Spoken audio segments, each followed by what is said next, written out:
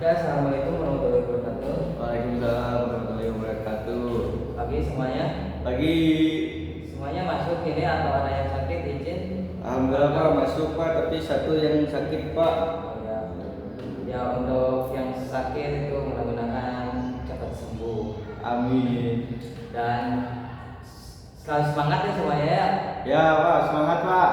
Ya, harus selalu semangat, jangan malas-malasan karena malas-malasan itu termasuk dari hasutan setan yang akan nyambung dari pelajaran Bapak yang ingin berkisah kisah dari seorang kiai atau seorang ahli ibadah yang di akhir hayatnya suhul khotimah. Apa suhul khotimah? Yaitu keluar dari Islam atau bisa disebut juga dengan syirik pada Allah. Nah, jadi Bapak di sini akan berkisah tentang seseorang yang sangat ahli ibadah, yang ibadahnya sangat luar biasa. Bahkan malaikat pun terkesan melihat beliau beribadah yang sangat-sangat Masya Allah pada Allah Subhanahu wa Ta'ala. Nah, pada suatu hari ada 3 pemuda dan mempunyai adik ya, cewek yang sangat cantik dan tapi dia memakai cadar ya, yang dimana sebelum kesana ya kita harus mengenal dulu siapa sih yang kiai tersebut yang bernama Barsiso yang menjadi sudah katalah istilahnya sudah banyak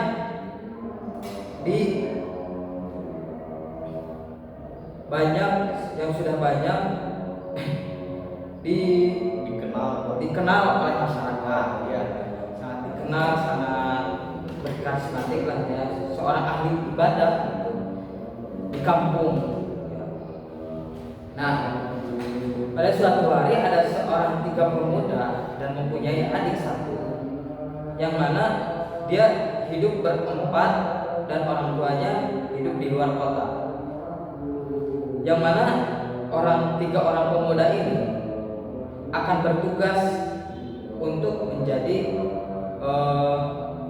membela negaranya, karena di saat itu kan sedang berperang dia melakukan tugasnya untuk ikut berperang karena diwajibkan kan, wajib militer. Nah, akhirnya si pemuda ini yang bertiga ini bingung untuk memikirkan si adiknya ini mau ke siapa, mau ditemenin siapa.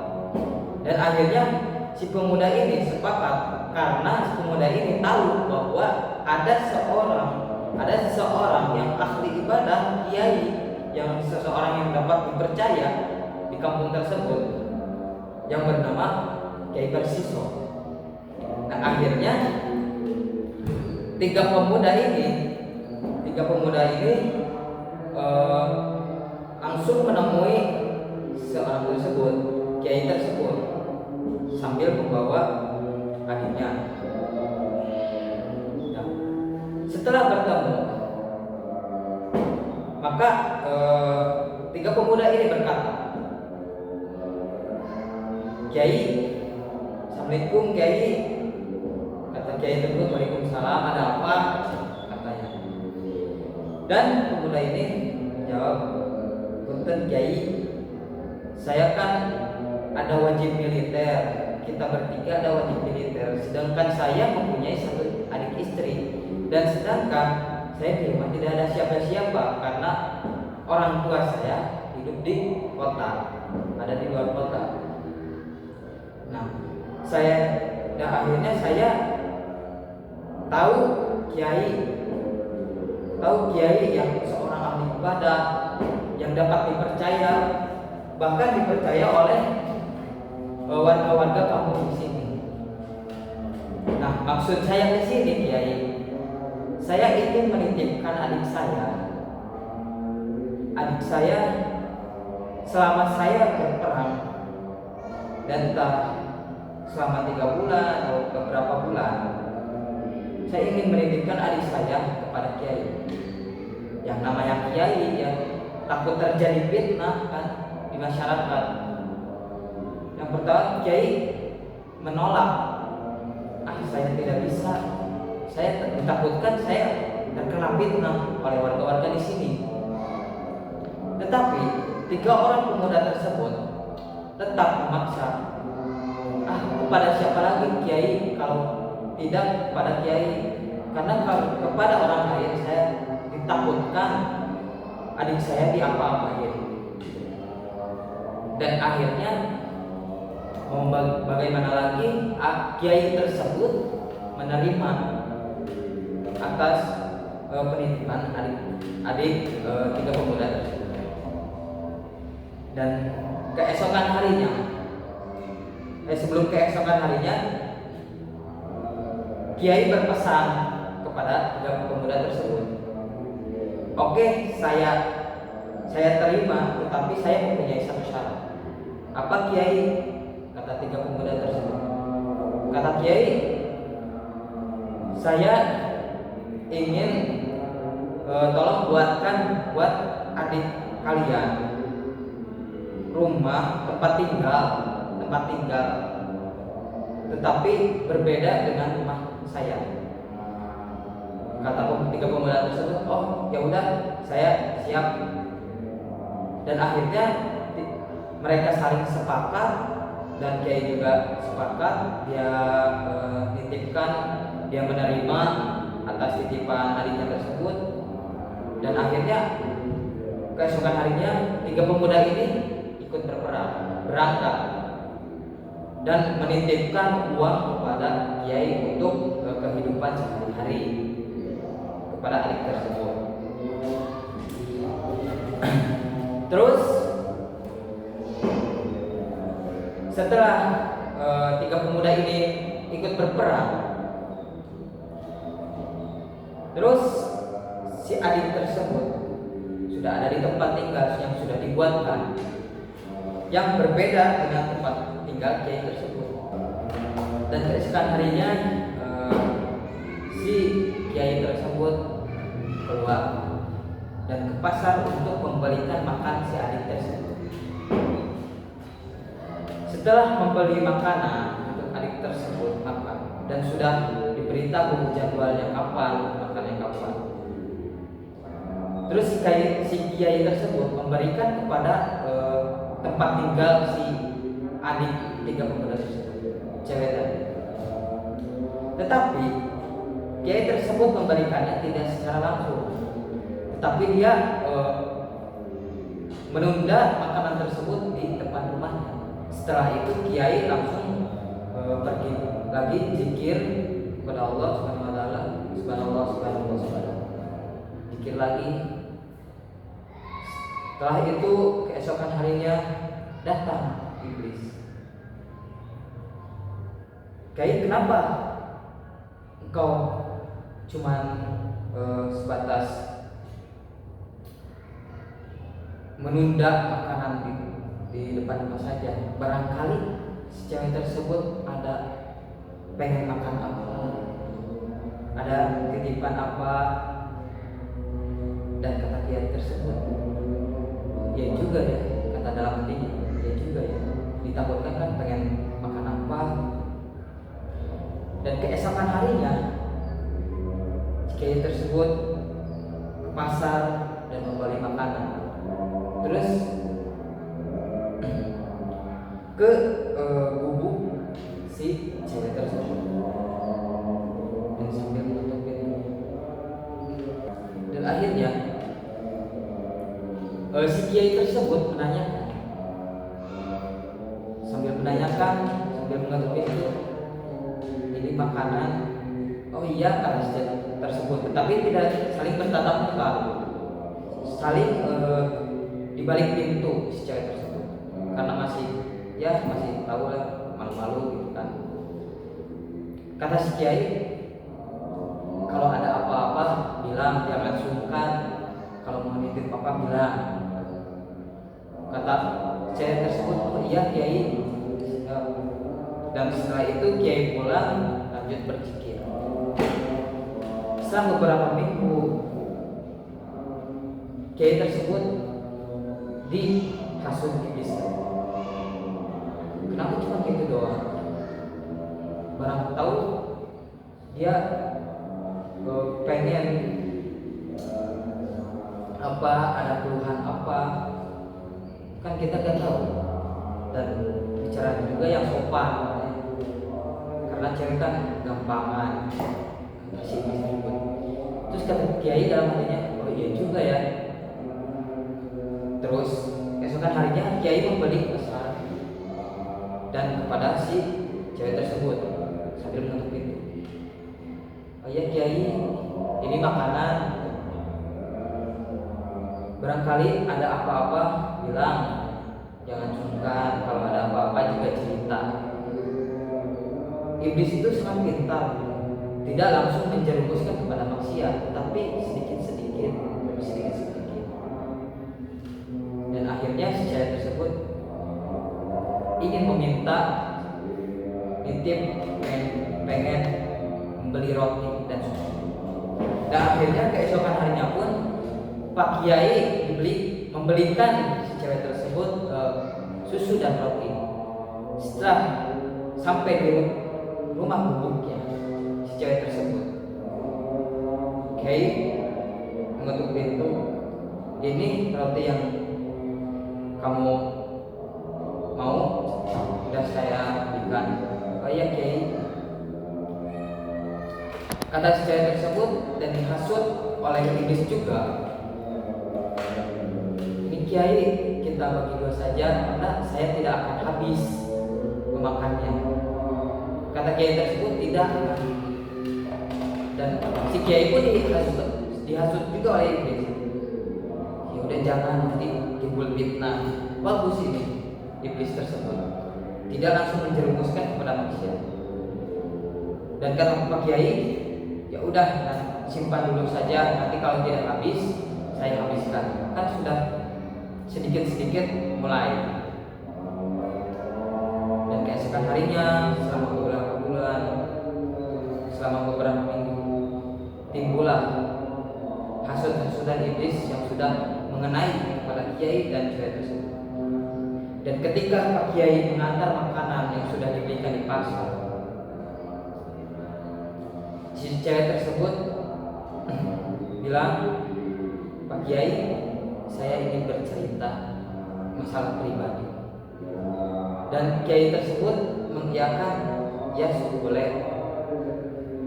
Yang pada awalnya Kiai tersebut bercerita dan sambil mendengarkan, sambil duduk di depan rumahnya, di depan pintunya. Lama kelamaan, yang kata iblisnya, nanti Kiai, nanti ada orang-orang lewat, takutnya takutnya timbul fitnah atau apa, masuk aja, kata iblis tersebut. Dan secewanya juga dihasut juga oleh iblis. Dan pada akhirnya mereka bercerita di dalam rumah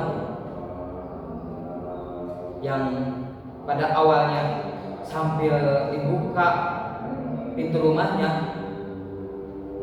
Lama kelamaan mereka sering bercerita di dalam rumahnya, timbul lagi hasutan dari iblis. Tutup aja pintunya, takut ketahuan orang, takut kelihatan orang. Dan akhirnya mereka berdua terhasut oleh hasutan iblis tersebut.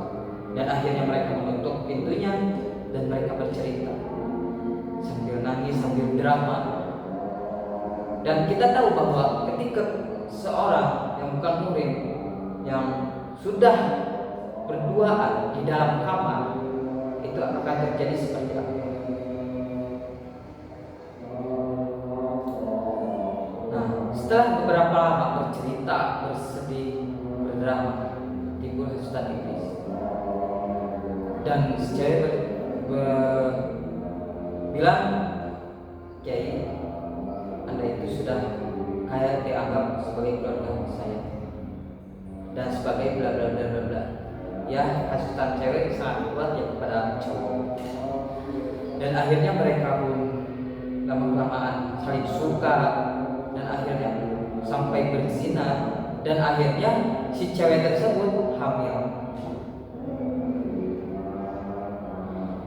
Dan singkat cerita, 3 pemuda tersebut akan pulang pada waktunya. Dan si kiai tersebut gelisah, dan akhirnya datang hasutan iblis yang bilang, kamu sudah ini terhasut oleh saya, dan kamu tidak akan selamat, dan sebentar lagi 3 pemuda ini, kakak-kakaknya ini akan pulang, dan kamu tidak akan selamat, dan kamu akan dibunuh. Dan akhirnya si kiai ini gelisah dan bingung, yang akhirnya dihasut juga oleh iblis. Sudah, matiin saja cewek tersebut dan kasih alasan karena sakit atau apa, sakit keras. Dan akhirnya kiai tersebut mengiyakan, terhasut oleh iblis. Akhirnya cewek tersebut dibunuh dalam keadaan hamil. Dan keesokan harinya, setelah dibunuh, cewek tersebut dikubur di belakang rumahnya. Dan keesokan harinya, dengan izin Allah, mereka datang, 3 pemuda tersebut datang dan pulang dan menemui Pak Kiai. Assalamualaikum Pak Kiai, kata 3 pemuda tersebut. Kata Kiai tersebut, Waalaikumsalam. Alhamdulillah Pak Kiai, kita bertiga selamat. Kata Pak Kiai, Alhamdulillah. Terus kata 3 pemuda tersebut, terus di mana adik kita Kiai yang kita titipkan kepada Kiai? Kata Kiai tersebut sambil drama histeris nangis. Kiai tersebut bilang, innalillahi wa inna ilaihi raji'un. Mungkin Allah tidak takdirkan kalian untuk bertemu lagi dengan adik kalian. Adik kalian sudah meninggal. Adik kalian sudah meninggal dalam keadaan sakit keras. Maaf, saya tidak bisa memegang janji kalian. Dan 3 pemuda tersebut mengiyakan, karena 3 pemuda orang tersebut percaya kepada kiai tersebut. Dan akhirnya mereka pulang, dan mereka lihat kuburannya, mereka pulang, dan mereka selama beberapa hari mereka diimpikan oleh setan lagi. Dan setan ini sangat pintar, iblis ini sangat pintar. Mereka diimpikan berturut-turut bahwa yang membunuh adiknya itu adalah kiai tersebut. Dan sebelum dibunuh mereka, adiknya tersebut berzina. Yang pada akhirnya mereka bercerita satu sama lain dan mimpinya juga sama. Dan akhirnya mereka penasaran untuk menggali kubur, dan ternyata emang benar terdapat ada titik pembunuhan. Dan 3 pemuda tersebut menemui kiai tersebut dan bilang, dan kiai tersebut mengiyakan. Dan akhirnya kiai tersebut dibawa ke hakim. Setelah dibawa, vonis dari kiai tersebut adalah dihukum mati. Sebelum hukum mati, iblis ada yuwasis dari ngawas-was, bilang kepada kiai tersebut, Anda sudah terjebak dalam jebakan saya. Anda tidak akan bisa lari dalam kematian ini. Kalau Anda ingin selamat,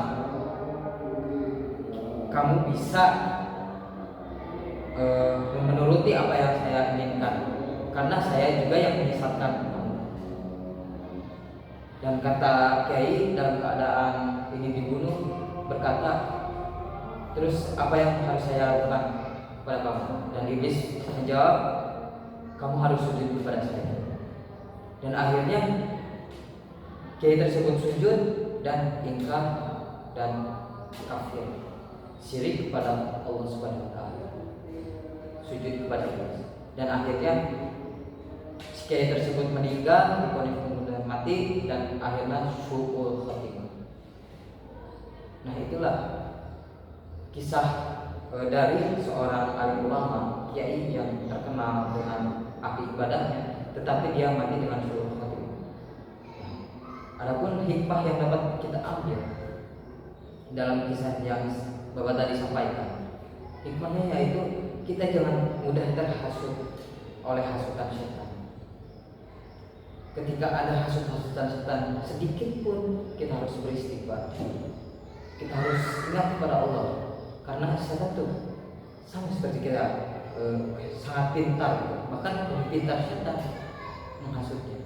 Karena setan menghasut tidak langsung kepada kemaksiatan, tetapi sedikit demi sedikit ketika sudah menguasai si manusia tersebut, maka setan tersebut akan menjerumuskan. Maka kita jangan sedikit pun terhasut oleh hasutan iblis atau setan tersebut. Mungkin dicukupkan sekian kisah dari Bapak, dan pelajaran Bapak juga sudah habis ya. Mungkin dicukupkan sekian. Mudah-mudahan semuanya tidak terhasut oleh hasutan-hasutan setan yang terkutuk ya. Dan mudah-mudahan semuanya sehat selalu, panjang umur juga. Mari kita tutup pelajaran ini dengan bacaan hamdalah bersama-sama. Alhamdulillah. Assalamualaikum warahmatullahi wabarakatuh.